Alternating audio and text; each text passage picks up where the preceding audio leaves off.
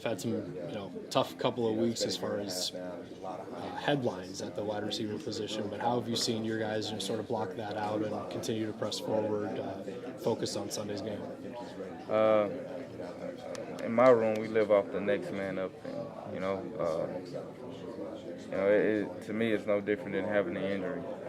The next guy got to step up, and he has to showcase his talents also. Now, with the distraction part, we don't like it as coaches, but we know it sometimes happens. But the receivers, the other guys, they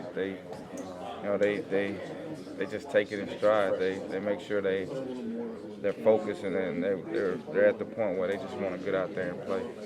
How has it changed things as far as depth? Because those top three have sort of been your top three, even going back to the spring. Right. So what have you had to get out of Ricky Rogers, Drew Bowen, whoever happens to be in those, Reggie Robertson in those reserve positions, knowing that they're one snap away from getting in the game? And that's the thing. They know that they're one snap away. So my pressure on them are more than probably they'll ever have right now. Just so anything can happen in a game. So I need the quarterback to feel comfortable enough when you get in there that we don't miss a beat at all. Obviously Houston's in the news. What's your thoughts, emotions as to what's happening? And it's crazy. My whole family's down there. My wife's whole family's down there.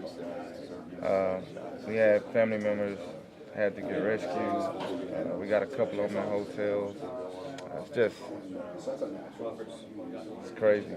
I got friends sleeping on the top of roofs. It's crazy. But they're in my prayers. A couple sleepless nights for me.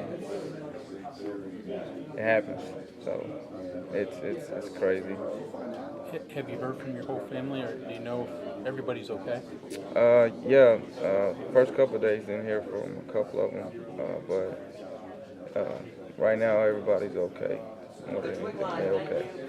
How are you able to balance that at a time like now? I mean, that's the most important thing, but you're up here working on a job, getting ready for the season opener. Well, the lack of sleep helped me watch film a little bit more. So, you got to keep yourself busy. Biggest concern is my wife. She's pregnant and she's concerned about everybody. So, but I just work, so I keep myself busy. And she's still there? Or no, she's here. She's here. Yeah. David Sills, a guy who you just got, back in the off season, but has put himself in the starting rotation. And Jake was just saying glowing remarks about what he expects from him and what we should expect to see on Sunday. How have you seen him, come in, a guy who has familiarity on the team already, but carve out that role where the depth chart comes out and he's that clear starter? He works like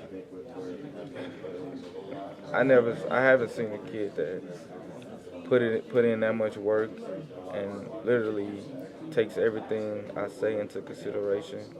And when you start seeing him apply it, at the beginning, every quarterback kind of think they understand what it is to play a receiver. And, he'd be the first to tell you, he's like, I had no clue.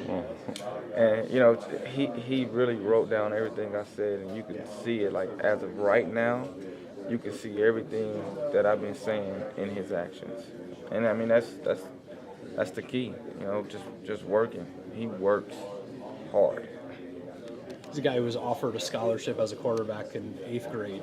The story's been told a number of times, but for him to get that early publicity, just this week he's in Sports Illustrated. How have you seen him handle that kind of thing? That people talk about his story as a bigger thing than just, hey, he's a wide receiver in West Virginia. It's crazy. It's nothing to him. Really, it's really nothing to him. I mean, he had a scholarship offer as a 13-year-old, yeah.